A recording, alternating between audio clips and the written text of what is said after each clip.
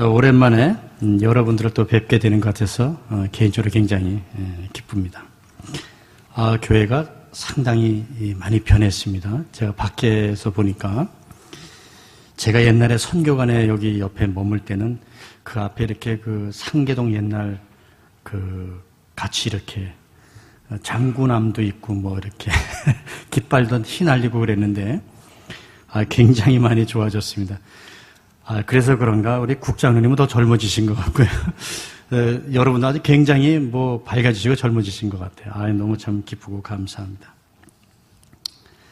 제가 늘 생각하는 건데 이 돌잔치하고 결혼식 주례사하고 이취임사 뭐 이렇게 선교부고는 짧으면 짧을수록 좋다. 이게 이제 제가 살아오면서 이제 느끼는 이게 소신 중에 하나입니다. 그래서 오늘도 웬만하면 아주 짧고 간단하게 그러나 또 핵심 있게 한번 여러분과 함께 좀 나눠보고자 합니다.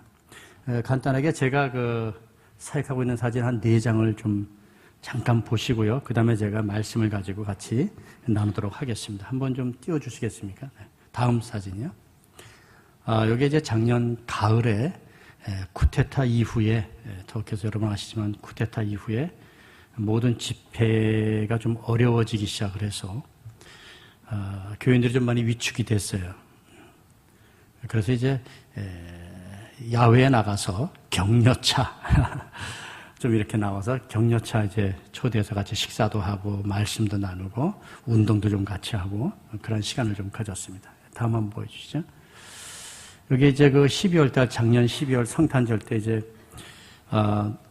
나가서 초대장을 나눠주고 이걸 뭐 전혀 비상사태이기 때문에 할 수가 없으니까 개인적으로 관계적으로 이렇게 해서 사람들을 모아서 3주간을 했습니다. 그래서 매주 토요일 1시부터 이제 식사를 좀 대접을 하고 그런 다음에 이제 2시부터 이제 생명의 길 그래서 제가 이제 늘 전도 강의하는 걸 가지고 3주, 3시간짜리를 1시간씩 해서 3주간 나눠서 이제 했습니다. 그때 참 그래도 사람들이 끝까지 잘 참석하고 걱정을 많이 했습니다. 원래 한 번에 끝내야 되는데 전도 집회를 3주 동안 그렇게 추적 관리한다는 게 쉽지 않더라고요. 다 바쁜데 그럼에도 불구하고 그렇게 잘 된 것이 너무 감사하고 그중에 또 예수 믿는 사람도 생기고 정말 하나님이 일하셨습니다. 다음 보여주시죠. 이게 이제 성탄절날 24일날 저녁에 우리 같이 모여서 뭐 좀 선물도 좀 나누고 그런 좀 시간을 가졌습니다. 교인들하고.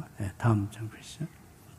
이제 뭐 평일날에 저희들이 이제 화요일 뭐 또 수요일 또 주일 오후 이렇게 성경 공부 그룹으로 해서 구약을 같이 공부하는 그런 시간을 좀 갖고 있습니다. 네, 됐습니다. 뭐 이제 제가 사역하고 있는 터키 이스탄불은 여러분들이 뭐 잘 아시겠습니다만은 아무튼 뭐 아주 급변하는 시대 변화 속에 지금 있습니다. 특별히 제가 이제 오늘 말씀을 이렇게 보면서 느끼는 것들은 뭐냐면 우리가 읽은 사도행전 5장 17절에서 32절을 보면 사실 그 전에 무슨 일이 벌어지냐면 이제 기적과 이적이 많이 일어나니까 예루살렘에 많은 사람들이 모였습니다. 이제 그렇게 되니까 제일 위기감을 느끼는 게 이제 누구냐 하면 기득권을 가진 이제 종교 지도자들이죠. 그 이제 비즈니스가 안 되는 겁니다. 성전에 와서 제물도 바치고 뭐 이렇게 해야 좀 자기들의 어떤 권위도 좀 쓰고 제사장들이 이러는데 그 이상한 인간들이 나타나갖고 이제 성전 갈 필요도 없다 그러고 너희가 성전이라 그러고 그러니까 이게 한마디로 이제 영업에 큰 타격을 받은 거죠. 종교라는 그 영업에. 그러다 보니까 이제 이 인간들을 제거해야 자기들이 이제 또 하루 세끼 밥도 먹고 또 성전도 건물도 관리하고 운영을 할 수 있지 않겠습니까? 뭐 아무튼 그래서 사도들을 이제 잡아서 죽이든지 어떻게 구금을 하든지 해야 되겠다. 이렇게 이제 결정을 합니다. 이게 이제 종교회의에서 일어나는, 총회에서 일어난 일입니다. 그래서 이제 잡혀가죠. 잡혀 이제 가서 이제 감옥에 이제 구금을 했습니다. 뭐 간수들도 졸지 않고 지키고 있었고 그런데 갑자기 옥문이 열리고 이제 두 사도가 이제 나가게 되죠. 이제 복음을 전하고 있는데 간수들은 전혀 몰랐어요. 그래서 이제 상황이 어떤지 가서 알아보라 그랬더니 옥문도 잠겨 있고 다 잠겨 있고 간수들도 그냥 졸지 않고 있는데 사람은 없단 말이죠. 무슨 이게 만화 영화도 아니고 어째 이런 일들이 지진도 없었고 뭐 아무것도 없었고 무슨 소리도 없었다는 것이죠. 그러니까 예수님이 마치 부활하셔갖고 12 제자들 앞에 갑자기 벽을 뚫고 갑자기 나타나서 평안할지어다 하신 그 사건처럼 그런 일이 벌어진 것입니다. 그리고 이제 사도행전 또 12장에 가면 또 베드로가 또 한 번 잡혀갔다가 이제 그 기적적으로 구출돼서 탈출하는 그런 또 장면이 나오죠. 우리가 이제 이런 부분을 읽을 때마다 하나 이제 퀘션 마크가 되는 것이 뭐냐면 하나님께서 왜 이런 기적들을 행하시는가? 이제 어떤 사람은 또 이렇게 뭐 적용할 수도 있어요. 이제 저같이 이렇게 선교사 위험한 지역에서 복음을 전하는 사람은 하나님이 반드시 지키신다. 뭐 잡혀가도 옥문을 열고 구출하신다. 절대로 뭐 IS 애들한테 목 잘려 죽을 일 없고 칼을 분질르시든지 뭐 칼을 곰으로 만드시든지 뭐 이래갖고 나를 이제 지킨다. 뭐 이렇게 적용하고 은혜 받을 수도 있어요. 뭐 큐티하면서 뭐 제가 말리지는 않습니다만은 뭐 그런 의미가 전혀 없지 않다. 이렇게 말씀드리고 싶지는 않고요. 그러나 하나님께서 정말 그런 거를 우리에게 보호하십니까? 이런 거를 선교사들에게 약속하기 위해서, 전도자들에게 약속하기 위해서 이 본문을 기록했다고 저는 생각하지 않습니다. 만일 그렇다면 26절 이후에 그러니까 예를 들면 다시 그 이후에 32절 이후에 보면 다시 그들이 잡혀갈 일이 안 생겨야 됩니다. 그렇지 않습니까? 한번 구출을 받았으면 자유인으로 살아야지. 며칠 있다가 뭐 하루 만에 그냥 다시 잡혀 들어간다고 하면 그거는 구출과 선교사가 복음을 할 때 지켜주고 책임진다라고 하는 부분으로 하나님이 강조하기 위해서 이 사건을 기록해 하신 거는 아니라고 저는 이제 생각을 하는 거죠. 그렇다고 하면 하나님께서 왜 이 본문을 기록하셨을까? 그 의미는 뭘까? 이것을 우리가 오늘 한번 짧게 좀 살펴보고자 합니다. 19절, 20절에서 보면 이렇게 얘기를 하죠. 주의 사자가 밤에 옥문을 열고 끌어내어 가로되 가서 성전에 서서 이 생명의 말씀을 다 백성에게 말하라 하매. 새벽에 성전에 들어가서 가르쳤다 그럽니다. 근데 이것이 이제 이 구출되는 사건을 푸는 핵심 열쇠라고 저는 생각을 합니다. 그러니까 뭐냐 하면은 하나님께서 베드로가 이뻐서 수석 사도이기 때문에 용감한 자이기 때문에 그래서 그를 구출하고 보호한 것이 아니라 복음을 들어야 될 사람이 지금 기다리고 있기 때문에 그렇다는 거예요. 그래서 하나님께서 새벽에 너무 급하니까 저게 성전에 모이는 영혼들이 지금 예수를 믿고 구원을 받아야 되는데 지금 일할 일꾼이 베드로밖에 없는 거예요. 근데 이제 이 친구가 감옥에 있단 말이죠. 그럼 어떻게 해야 되겠어요? 잠시 끌어다가 전도시켜놓고 다시 감옥에 집어넣어야 되는 거예요. 이제 그 일을 지금 사도행전이 기록하고 있다는 것이죠. 그래서 이제 40절에서 42절에 보면 이제 그들이 다시 또 잡혀가잖아요. 그러니까 엄청 두드려 맞습니다. 그러니까 무슨 이게 구출받은 사건이 매를 안 맞거나 무슨 죽임을 면한다고 하는 그런 보장으로 하나님이 기록한 건 아니고 복음과 관계된 영혼 구원과 관계된 속에서 벌어진 사건이었다. 이렇게 이제 해석이 될 수 있죠. 그래서 우리가 여기서 하나 제가 이제 깨달은 것은 뭐냐면 하나님의 복음은 절대 갇힐 수 없다라는 것이죠.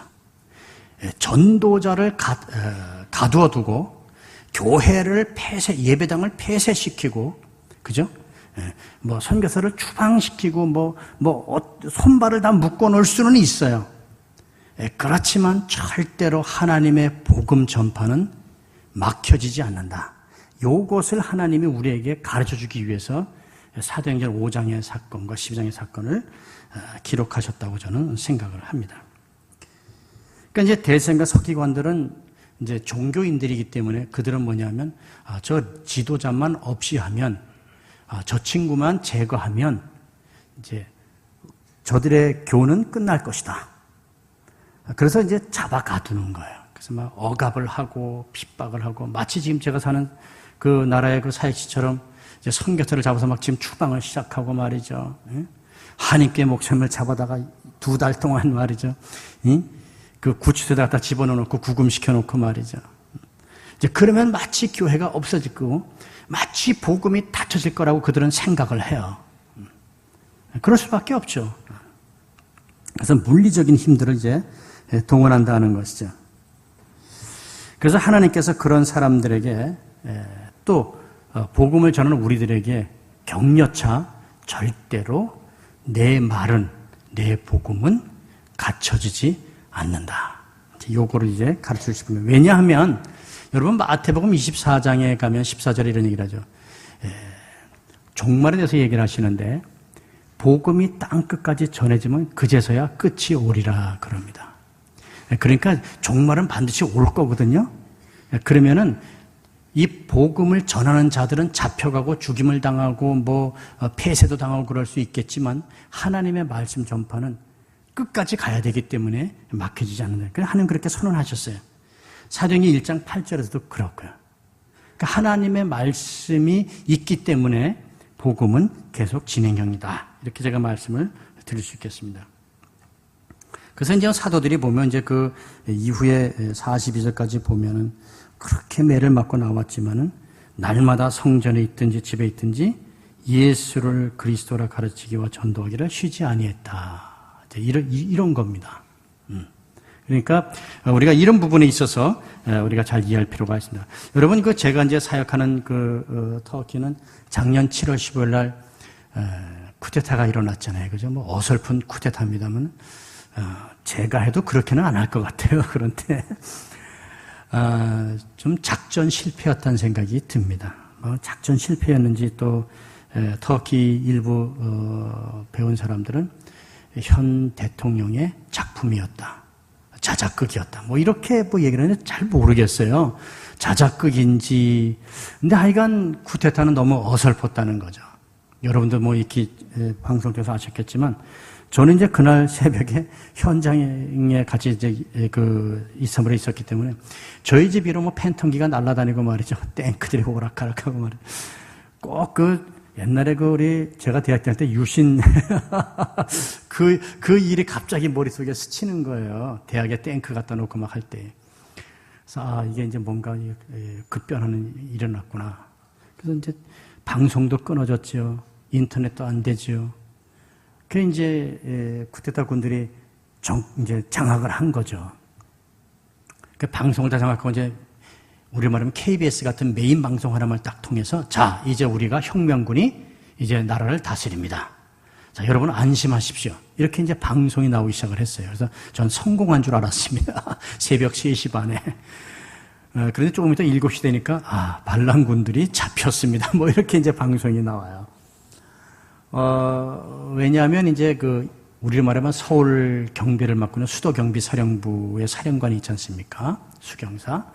이스탄불이 가장 중요한데 이스탄불을 방어하는 사령관이 원래는 같이 가담하기로 다 합의를 보고 그렇게 했는데 사건이 터지고 나서 1시간 만에 마음을 바꾸었습니다.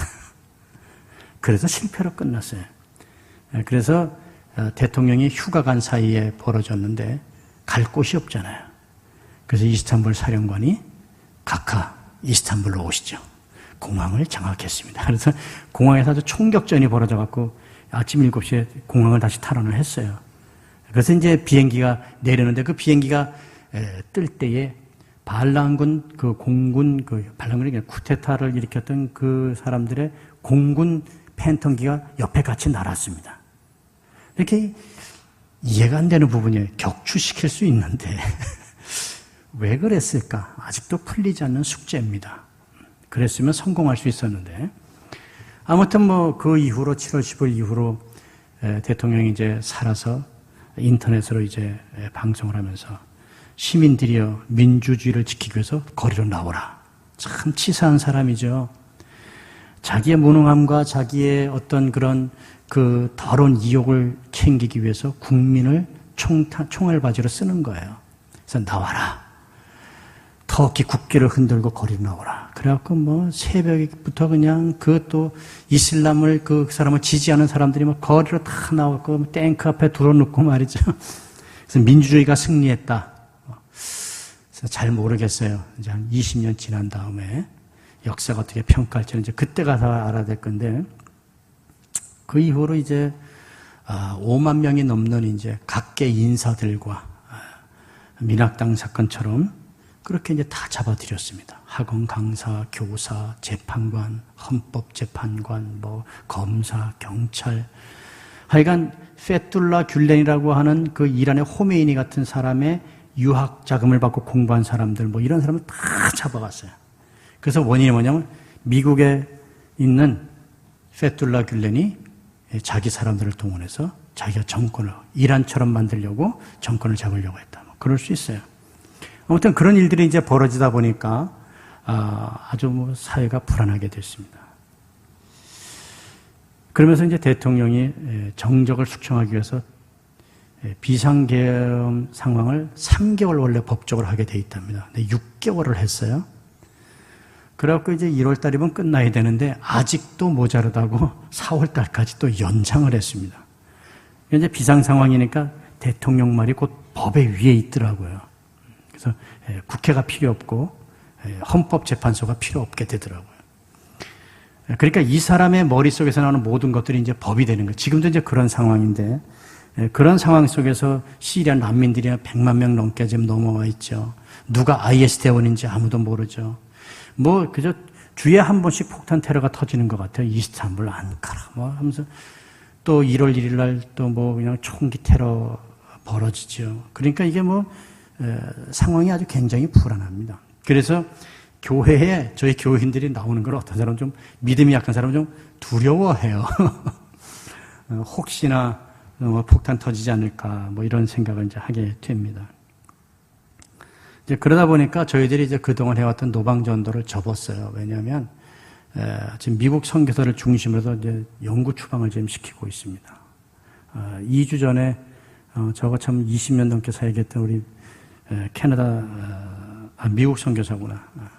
전도하다가 잡혀갖고 지난주에 추방당했습니다. 뭐 가족들하고 다 떠났죠. 이제 우리 한인교 목사님은 3일 전에 풀려났습니다. 아직도 이제 불구속 재판하기로 이제 했는데 재판관이 모자라갖고 재판을 열 수가 없답니다. 하도 많이 잡아가갖고 이제 이런 상황에 있다 보니까 전도라는 것들이 이제 위축되죠.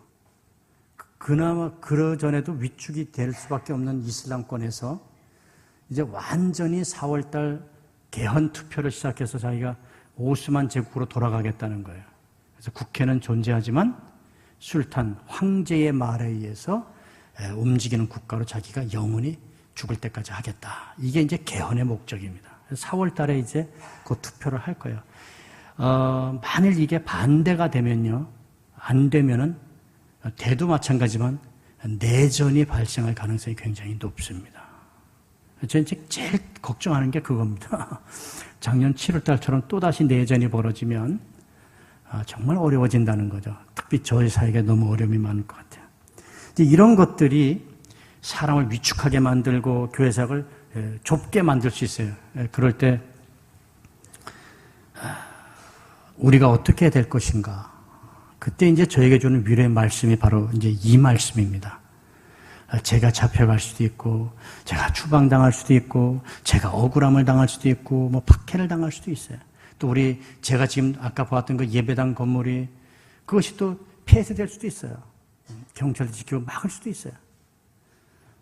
그럴지라도 저에게 하시는 말씀 무엇인가 하면 내 말은 막혀지지 않을 것이며 복음의 전파, 터키의 이 복음의 전파는 계속될 것이다. 이것이 이제 이 본문을 통해서 저에게 주는 위로의 말씀이라는 생각이 듭니다. 사실 뭐 이제 마태복음 24장에 가면은 9절에서 11절에 보면 그런 말씀도 있지 않겠습니까? 세상이 너희를 미워해서 모든 민족이 너희를 미워할 것이고, 그래서 이제 서로가 잡아 죽이고 넘겨줄 것이고, 사랑이 식어질 것이다. 이제 그 말을 한마디로 말하면 세상은 갈수록 악해진다는 겁니다. 그러니까 세상은 갈수록 멀티미디어로 좋아지고 무슨 뭐 첨단 기술로 오래 살고 이런 개념이 아니라 갈수록 인간은 타락해 갈 것이고 갈수록 정권은 치졸해져 갈 것이고 갈수록 경제는 나빠질 것이고 갈수록 인간은 자기 중심으로 돌아간다는 거죠. 이게 이제 성경이 말하는 거예요. 그러다 보면은 복음 전하기가 지금도 어렵지만 앞으로는 더 어려워질 거예요. 지금은 이렇게 욕먹는 정도지만 다음번에는 딱이 맞을 수도 있어요. 다음번에는요, 돌 맞을 수도 있다니까요. 한국 땅에서도 여러분. 왜냐하면 세상이 그렇게 간다는 거예요. 그래서 사람들이 이제 위축되는 거죠. 사단의 전략이 위축시키는 거예요. 복음 전하지 마라. 그냥 가만히 있어라. 그냥 숨만 쉬고 있어라. 그래서 우리 스스로 위축이 돼서 이렇게 뭐 선교, 전도, 뭐 이런 것들을 우리가 이렇게 안 할 수가 있어요. 우리 스스로 넘어진다는 것이죠. 그러나 여러분, 오늘 이 말씀처럼 여러분 꼭 하나 기억하시기 바랍니다. 저와 여러분은 갇혀질 수 있습니다.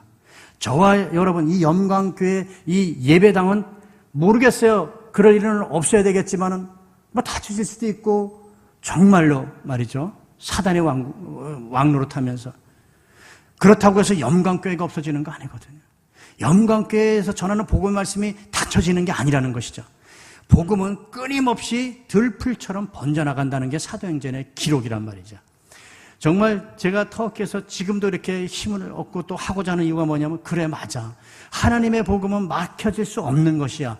나는 제한을 받을 수 있고 우리 예배당은 다칠 수도 있고 억울함을 당할 수 있고 손해를 볼 수도 있고 고통을 당할 수 있지만 내가 아니더라도 다른 무엇을 통해서라도 당나귀 입을 열어서라도 하나님은 말테베교의 복음을 증거할 수 있는 분이라는 사실이죠.